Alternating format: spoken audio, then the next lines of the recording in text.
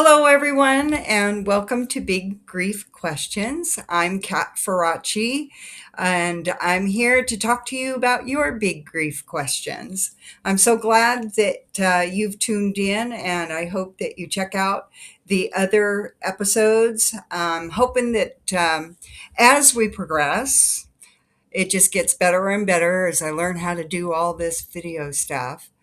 And my son bought me a ring light. Can you see it in my glasses?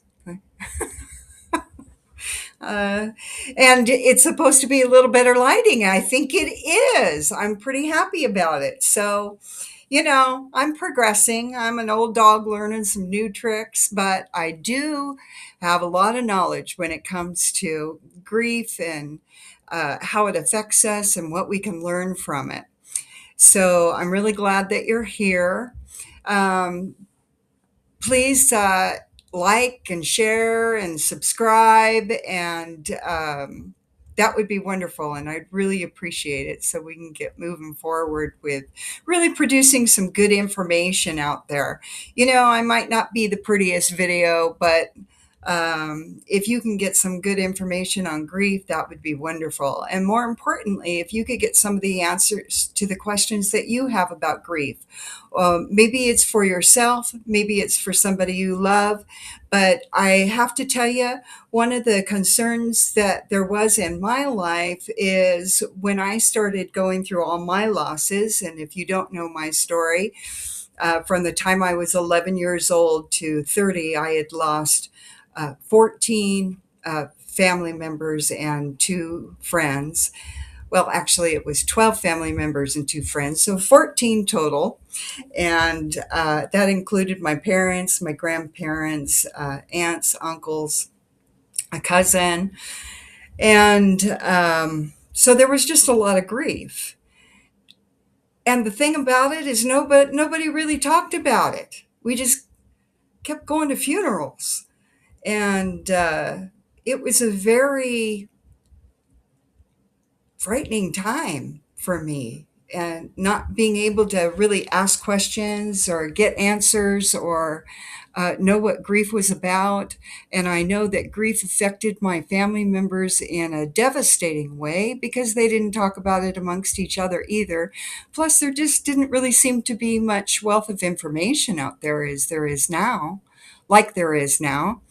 So, we have learned from our old beliefs that grief is all about suffering, and that you're just going to suffer forever now that your loved one's gone. And I'm here to tell you that's just not true. Yes, you're going to have suffering involved in your grief, but that suffering is going to break down a lot of the old beliefs about life and death, and it's going to make way for opportunity for you to have new discoveries about your life and about your relationships that you have, about what it is to love somebody and how long love lasts. It lasts eternally. And so those are the things that I'm really interested in talking about. I also have 25 years experience working in hospice, so I've literally talked to thousands of people who were going through terminal illness or have lost someone, and so they're grieving. My role was as a bereavement counselor and also a spiritual care coordinator. And there's a lot of information out there for you about grief that's very clinical. And I feel like there's just missing pieces. So the missing pieces are really the discoveries in grief. So I have a it's not stages of grief, that the ones that most of you are familiar with, but they're prospects of grief. And I introduce them in my book, Grief the Teacher. It is available to you on Amazon, or you can order it through your bookstore. So please check that out, Grief the Teacher. But in chapter 5, I really began just kind of laying out what the 5 prospects are. And the 5 prospects begin with shock. and how your body goes through a shock system because you have lost someone you love, and your neurological system is used to patterns. And when a pattern breaks, it throws itself into hypervigilance of trying to figure out what happened. And that's really what shock is. It's trying to protect you. There's been a change. Oh no, this is bad. We've got to figure it out. Let's buffer how you feel and how you think until we can make sure that you're safe. And that's really, a shock reaction. I know there's a lot more technical terms to that. The cortisone levels that go up and all of that. But technically, it's just really your body and your mind, your brain trying to protect you from just taking in too much information all at once. And so shock is the first prospect. The second one, of course, is detachment. And detachment is really about just not being able to feel like yourself anymore. You feel detached from yourself. You feel detached from those you love. You feel detached from those who continue to be in your lives, but you are having a harder time relating to them now. Um, so you're just honestly feeling somewhat detached from the world in that initial grief. And it could be that you're sitting with your family and you just don't know how to take in the information without your partner being there, or your mother being there, or your father, or your child, whoever it is who passed away. Um, it's just really hard to navigate your familiar circumstances without feeling detached because they're no longer a part of that. So there's a lot more to detachment, of course, but that's another one of the 5 prospects I talk about. The third one is anger. And we all go through it one way or another. Now, you may not be a very angry person. I'm not typically an angry person. But boy, I did get angry in my grief because I didn't understand what was happening. I didn't get to talk to anybody about it. Nobody talked to me about it. And it was a real struggle. I was angry at God. I was angry at everybody else. And I just kind of sucked that up and moved through my day as though it wasn't affecting me. I avoided my grief in a very great way, which only made me sick. I ended up with chronic diseases and just an inability to make good decisions for myself because I wasn't working through my feelings as they were showing themselves up for me. Um, the fourth prospect is perspective. And the thing about these prospects that I think is most beneficial for the griever is that it moves you into the positive end of the grief. Not that you can say, well, what is positive about losing my loved one? And I know there is nothing that feels positive about that.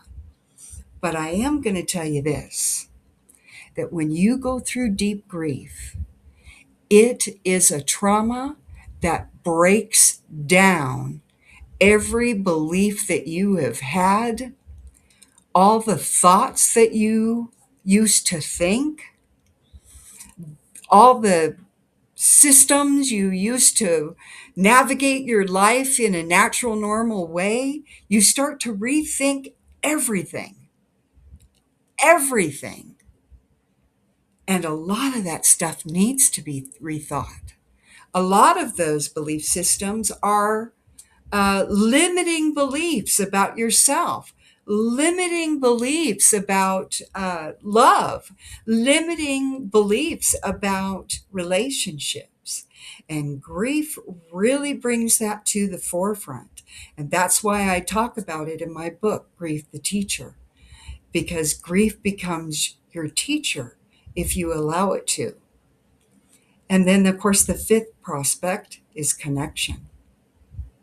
This is the good part, is when you really allow yourself to break down some of the false beliefs or the limiting beliefs that you have about life and death, and you allow yourself to discover and to trust the inspiration within you, and that you continue to have a connection with your loved ones. Connection. You continue to have a connection with your loved ones. Nobody's lost. I know we use that as a frequent word for death and someone who's passed, is that they're lost. And I can tell you, my family's not lost. I know right where they're at.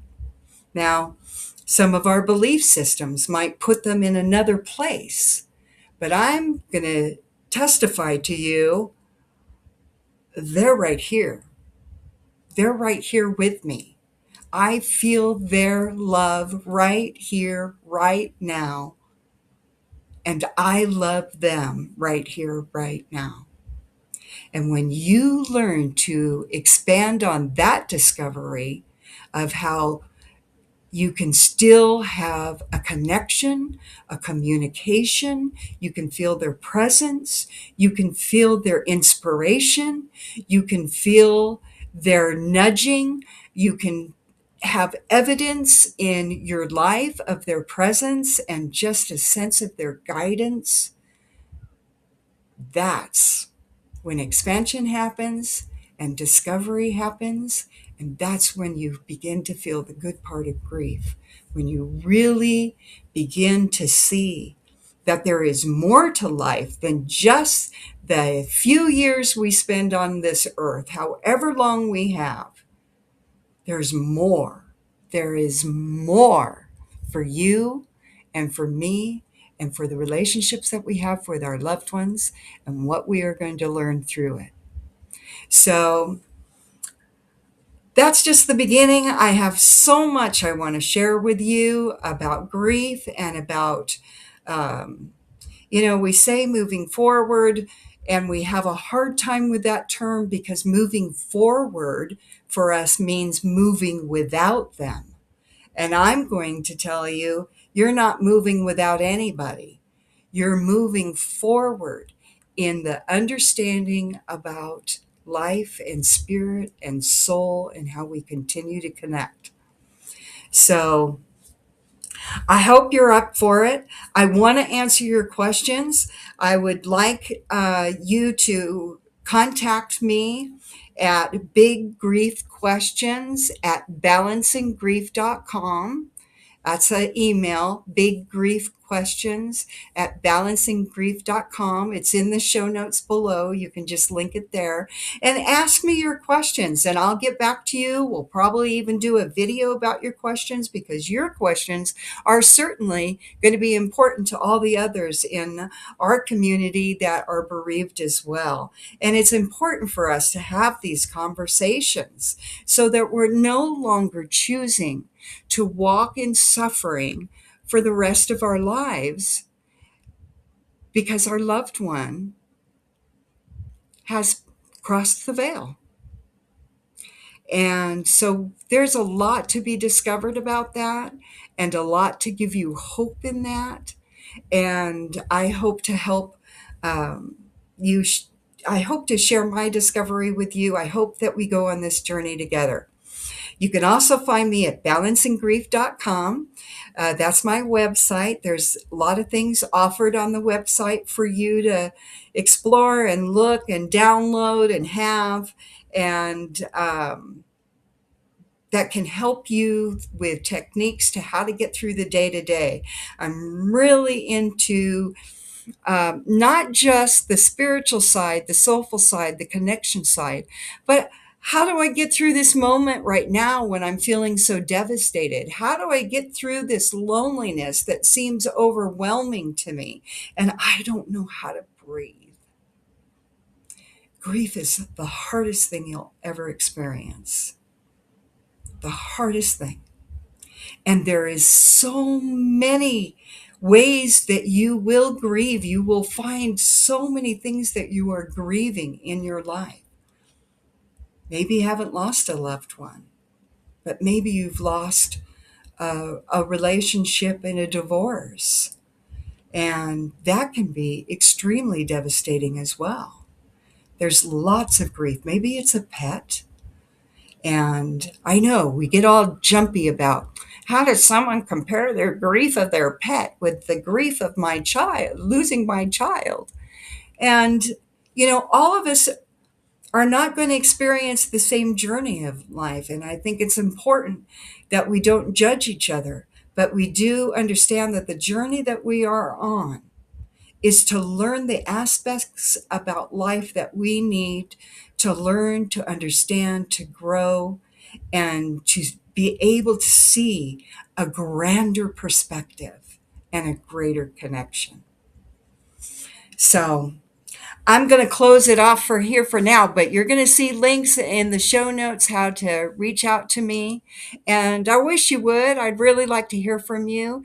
If what I had to say resonated with you, please share it with somebody else and also put it in the comments. So I just get a little oomph to know I'm moving in the right direction. I feel very passionate about this topic, and I'm excited to share my insights with you, that hopefully it will benefit you in your life and that you can share your journey with us. Okay? All right. Well, thanks for tuning in.